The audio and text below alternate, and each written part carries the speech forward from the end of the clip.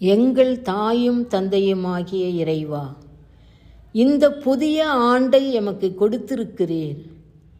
அதற்காக உமக்கு நன்றி கூறுகிறோம். எங்களை உமது ஆசீரால் நிரப்பியருளும். எல்லா சூழலிலும் உம்மீது ஆழ்ந்த அன்பும் ஆழ்ந்த நம்பிக்கையும் கொண்டு வாழ உம் அருளை பொழிந்தருளும். எல்லாருக்கும் எப்பொழுதும் நன்மை செய்யும் தாராள உள்ளத்தை கொடுத்தருளும்.